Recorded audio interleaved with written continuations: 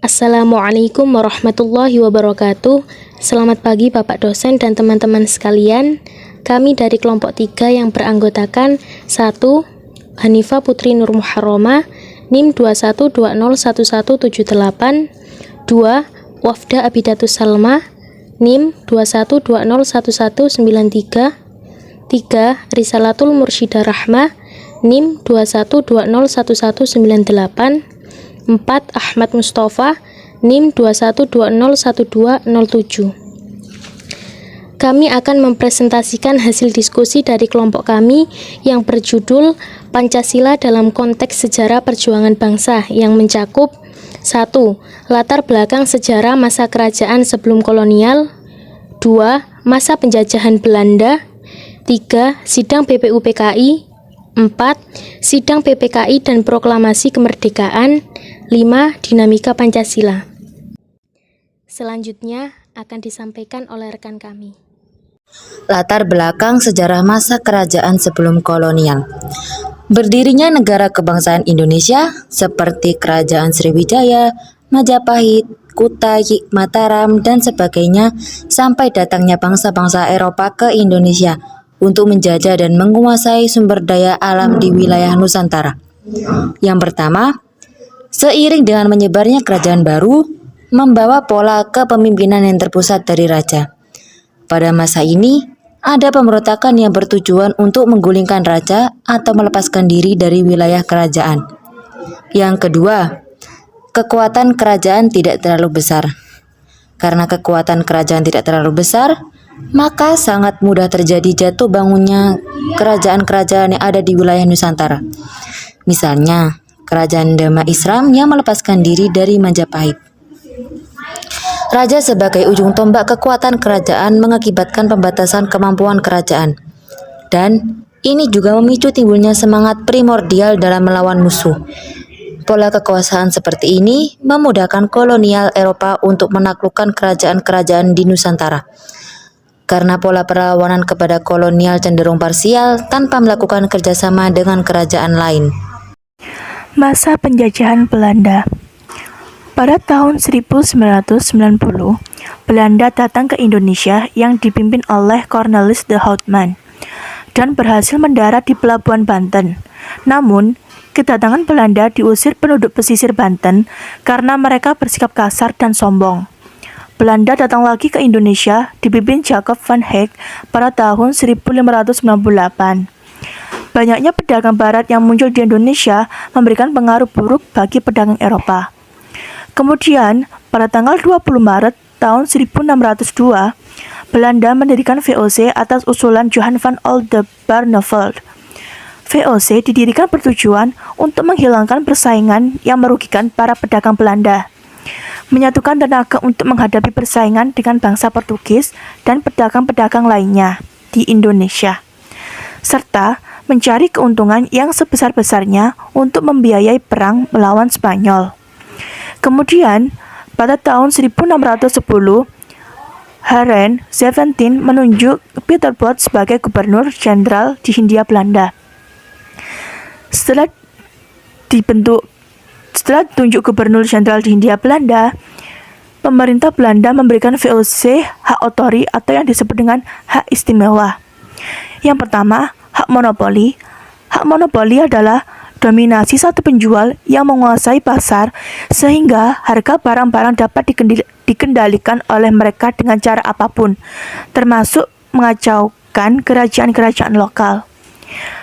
Dan yang kedua adalah hak kedaulatan. Hak ini diberikan untuk mempermudah upaya menguasai perdagangan melalui kebijakan-kebijakan yang bersifat politis. Kebijakannya antara lain, yang pertama, memiliki angkatan perang sendiri. Yang kedua, mencetak dan mengedarkan uang sendiri yang dapat bertindak tanpa harus tunduk kepada kerajaan Belanda. Yang ketiga, menyatakan perang dan perdamaian tanpa harus meminta persetujuan raja atau ratu Belanda. Yang keempat, merebut dan menduduki daerah asing di luar Belanda. Dan yang terakhir adalah memungut pajak. Kemudian, J.P. Cohn Gubernur Jenderal kedua memindahkan kekuasaan ke Jayakarta. Karena Jawa letaknya lebih strategis sebagai lalu lintas perdagangan. Daripada Peter Both yang menjadi Gubernur Jenderal VOC yang pertama, lebih memilih Jayakarta sebagai basis administrasi dan perdagangan VOC daripada Pelabuhan Banten. Karena pada waktu itu, di Banten telah banyak kantor pusat perdagangan orang-orang Eropa lain seperti Portugis, Spanyol, kemudian juga Inggris. Sedangkan Jayakarta masih merupakan pelabuhan kecil. Kemudian VOC melakukan strategi untuk menanamkan perluasan kekuasaan ekonomi di Indonesia. Yang pertama, politik Divide et Impera atau adu domba. Kombinasi strategi politik, militer, dan ekonomi yang bertujuan untuk mendapatkan dan menjaga kekuasaan dengan cara memecah kelompok besar menjadi kelompok-kelompok kecil yang lebih mudah ditaklukkan. Kemudian dengan memiliki hak ekstirpasi, yaitu menghancurkan tanaman rempah-rempah. Hak ini dimiliki oleh VOC untuk menebang atau memusnahkan tanaman rempah-rempah saat hasil produksinya melebihi ketentuan. Tujuannya untuk mencegah harga rempah-rempah merosot di pasaran. Kebijakan ini sangat merugikan rakyat karena tidak ada pemberlakuan sistem ganti rugi dan hanya menguntungkan VOC. Kemudian pelayaran hongi. Kebijakan ekonomi VOC ini untuk mengawasi tindakan monopoli perdagangan rempah-rempah di Maluku serta menghukum pelanggarnya. Bertujuan untuk mencegah penyelundupan hasil bumi ke pihak lain selain VOC.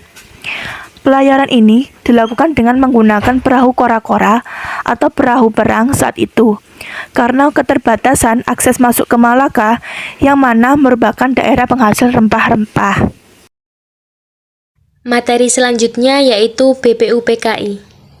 BPUPKI adalah Badan Penyelidik Usaha-Usaha Persiapan Kemerdekaan Indonesia. BPUPKI ini diketuai oleh Kanjeng Raden Tumenggung Rajiman Widyodiningrat. BPUPKI didirikan pada tanggal 1 Maret 1945 dan diresmikan pada tanggal 28 Mei 1945. Badan ini bertugas untuk menyelidiki hal-hal penting yang berkaitan dengan persiapan kemerdekaan Indonesia. BPUPKI beranggotakan 63 orang, yakni 62 orang dari Indonesia dan 1 orang dari Jepang. Sidang BPUPKI dilaksanakan melalui 2 tahap. Pada sidang pertama, dilaksanakan pada tanggal 29 Mei 1945 sampai dengan 1 Juni 1945. Pada sidang pertama BPUPKI ini membahas mengenai rancangan dasar negara Indonesia yang akan dibentuk. Ada beberapa tokoh yang mengajukan rancangan dasar negara dalam sidang pertama ini, di antaranya Mr. Muhammad Yamin, Mr. Supomo, dan Insinyur Soekarno. Adapun rancangan dasar negara yang diajukan oleh Mr. Muhammad Yamin pada tanggal 29 Mei 1945 yaitu 1. Peri kebangsaan, 2. Peri kemanusiaan, 3. Peri ketuhanan, 4. Peri kerakyatan, dan yang kelima kesejahteraan rakyat. Adapun rancangan dasar negara yang diajukan oleh Mr. Supomo pada tanggal 31 Mei 1945 yaitu 1. Persatuan, 2. Kekeluargaan, 3. Mufakat dan demokrasi, 4. Musyawarah, 5. Keadilan sosial. Dan adapun rancangan dasar negara yang diajukan oleh Insinyur Soekarno pada tanggal 1 Juni 1945 yaitu 1. Kebangsaan Indonesia, 2. Internasionalisme atau peri kemanusiaan, 3. Mufakat atau demokrasi, 4. Kesejahteraan sosial, dan yang kelima ketuhanan yang Maha Esa. Pada sidang pertama BPUPKI ini belum menghasilkan keputusan apapun. Maka dari itu diadakanlah reses selama 1 bulan. Sebelum diadakannya sidang BPUPKI kedua, dibentuklah Panitia 9. Pada tanggal 22 Juni 1945, Panitia ini menghasilkan dokumen tentang dasar dan tujuan negara Indonesia yang dikenal sebagai Piagam Jakarta atau Jakarta Charter. Sidang kedua BPUPKI. Sidang kedua ini dilaksanakan pada tanggal 10 Juli 1945 sampai dengan 17 Juli 1945. Pada sidang kedua ini membahas mengenai wilayah negara, persiapan rancangan Undang-Undang Dasar, pembentukan panitia perancang Undang-Undang Dasar, pembelaan tanah air, keuangan, dan perekonomian. Kemudian, pada sidang BPUPKI kedua ini membentuk panitia kecil perancang Undang-Undang Dasar yang diketuai oleh Supomo. Hasil rapat panitia kecil ini diputuskan pada tanggal 13 Juli 1945. Pada tanggal 14 Juli 1945 diperdengarkan hasil laporan Soekarno yang berisi A. Pernyataan Indonesia Merdeka. Pernyataan Indonesia Merdeka ini disusun dengan mengambil 3 alinea pertama dalam Piagam Jakarta. B. Pembukaan Undang-Undang Dasar. Hampir seluruhnya diambil dari alinea keempat, terutama yang terakhir dalam Piagam Jakarta. Dan yang ke-C, Undang-Undang Dasar sendiri atau batang tubuhnya. Setelah diperdengarkan hasil laporan Soekarno, Rajiman Widyodiningrat memastikan anggota semua setuju. Keberhasilan BPUPKI ini menandai juga selesainya tugas lembaga tersebut. BPUPKI dibubarkan pada tanggal 7 Agustus 1945 dan sekaligus dibentuknya PPKI. Selanjutnya sidang PPKI dan proklamasi kemerdekaan. PPKI atau Panitia Persiapan Kemerdekaan Indonesia yang pada saat itu didirikan pada tanggal 7 Agustus 1945, yakni ketika Marsekal Terauchi Hisaichi secara resmi menyatakan bahwa pemerintah Jepang menyetujui berdirinya badan tersebut. Ketua PPKI pada saat itu diketuai oleh Insinyur Soekarno dan wakilnya Dr. Andes Muhammad Hatta, dengan anggota yang pada awalnya berjumlah 21 orang menjadi 27 orang. Sehari setelah proklamasi, pada tanggal 18 Agustus 1945, PPKI bersidang dan menghasilkan keputusan penting sebagai berikut, yaitu A. Pengesahan pembukaan dan hukum dasar negara sebagai Konstitusi Republik Indonesia.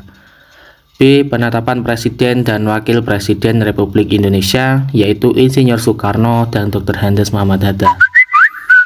Lalu C. Pembentukan Komite Nasional Indonesia Pusat atau KNIP. Dengan ditetapnya pembukaan Undang-Undang Dasar Indonesia oleh PPKI ini, maka dasar negara juga ikut mengalami penuangan konstitusional. Dasar negara Indonesia adalah 5 dasar atau prinsip yang melalui interpretasi historis. Kelima prinsip dasar tersebut dinamakan Pancasila. Pancasila sebagai dasar negara secara resmi dan konstitusional terdapat dalam pembukaan Undang-Undang Dasar 1945 alinea keempat sebagai hasil putusan PPKI, yang pada waktu itu dianggap lembaga yang mewakili bangsa Indonesia. Proklamasi Kemerdekaan. Proklamasi Kemerdekaan Indonesia dilaksanakan pada hari Jumat 17 Agustus 1945 yang semula akan dilaksanakan di lapangan Ikada, namun dialihkan di Rumah Hibah dari Farat Martak, Pegangsaan Timur nomor 56, Jakarta Pusat. Upacara dipimpin oleh Latif Hendra Ningrat dan tanpa protokol. Soekarno kemudian mempersiapkan diri dan mendekati mikrofon. Di sampingnya ada Muhammad Hatta. Kemudian Soekarno membacakan teks proklamasi yang diketik Sayuti Melik. Kami bangsa Indonesia dengan ini menyatakan kemerdekaan Indonesia. Hal-hal yang mengenai pemindahan kekuasaan dan lain-lain diselenggarakan dengan cara seksama dan dalam tempo yang singkat-singkatnya. Jakarta, hari 17 bulan 8 tahun 5. Atas nama bangsa Indonesia, Soekarno Hatta. Setelah selesai, pidato ditutup dengan kalimat, "Demikianlah saudara-saudara, kita sekarang telah merdeka. Tidak ada satu ikatan lagi yang mengikat tanah air kita dan bangsa kita. Mulai saat ini kita menyusun negara kita, satu negara merdeka, negara Republik Indonesia merdeka, kekal dan abadi." Insya Allah Tuhan memberkati kemerdekaan Indonesia. Dinamika Pancasila. Kedatangan tentara Nija menjadikan wilayah Indonesia terdesak, sehingga Republik Indonesia dipindahkan ke Yogyakarta dan terpaksa menerima bentuk negara federal dan berubah nama menjadi Republik Indonesia Serikat atau RIS, serta menjadi negara bagian saja. Walaupun Undang-Undang Dasar 1945 sudah disahkan oleh PPKI pada 18 Agustus 1945, Republik Indonesia Serikat tetap menggunakan konstitusi federal sebagai hasil mufakat seluruh negara bagian dari ISIS. Kemudian, negara Republik Indonesia Serikat berdiri dan tidak bertahan lama membubarkan diri dan kembali bergabung dengan negara Republik Indonesia Yogyakarta. Dengan alasan, negara Republik Indonesia Serikat tidak sesuai dengan cita-cita proklamasi. Kemudian, pada umumnya, masyarakat Indonesia tidak puas dengan hasil konferensi meja bundar yang melahirkan negara Republik Indonesia Serikat. Rakyat di berbagai daerah melakukan kegiatan-kegiatan seperti demonstrasi dan pemogokan untuk menyatakan keinginannya agar bergabung dengan Republik Indonesia, serta dengan sistem pemerintahan federal berarti melindungi manusia Indonesia yang setuju dengan penjajah Belanda. Kemudian pada tanggal 15 Agustus 1950, Undang-Undang Republik Indonesia Serikat Nomor 7 Tahun 1950 tentang Undang-Undang Dasar Sementara LN Republik Indonesia Serikat Tahun 1950 Nomor 56 TLN Republik Indonesia Serikat Nomor 37 tentang rumusan dasar negara tersebut terdapat pada pembukaan paragraf keempat. Karena setelah negara Republik Indonesia Serikat berdiri dan tak bertahan lama, hanya beberapa bulan berdiri, kemudian membubarkan diri dan kembali bergabung dengan negara Republik Indonesia Yogyakarta. Setelah beberapa melalui pertemuan intensif, Republik Indonesia Yogyakarta dan Republik Indonesia Serikat kemudian menyetujui pembentukan negara kesatuan dan melakukan perubahan konstitusi Republik Indonesia Serikat menjadi Undang-Undang Dasar Sementara. Soekarno kemudian mengeluarkan dekret presiden pada 5 Juli 1959 yang berisi menetapkan kembali Undang-Undang Dasar. Menetapkan kembali Undang-Undang Dasar yang telah disahkan oleh PPKI pada saat itu, pemberlakuan kembali Undang-Undang Dasar 1945, maka rumusan Pancasila yang terdapat pada Undang-Undang Dasar kembali menjadi rumusan yang resmi digunakan.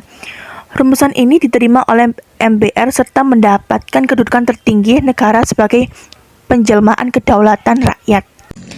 Dari pembahasan materi di atas dapat kita simpulkan bahwa sebelum negara Indonesia berdiri dan belum lahirnya Pancasila, bangsa Indonesia memiliki banyak kerajaan yang tersebar. Bangsa Indonesia harus melewati masa kelamnya dengan berjuang melawan penjajah yang datang ke Indonesia untuk mencari rempah-rempah serta memonopoli perdagangan Indonesia. Proses terbentuknya negara dan bangsa Indonesia melalui suatu proses sejarah yang cukup panjang. Beberapa di antaranya, sidang pertama BPUPKI, sidang kedua BPUPKI, sidang PPKI, proklamasi kemerdekaan Indonesia hingga dinamika Pancasila. Lahirnya Pancasila bagi konteks perjuangan bangsa Indonesia sangat berarti karena bisa menjadikan pribadi yang mampu menghargai sesama dan agama. Sekian presentasi dari kelompok kami. Apabila ada kesalahan dan kekurangan, kami mohon maaf yang sebesar-besarnya. Dan saya akhiri, wassalamualaikum warahmatullahi wabarakatuh.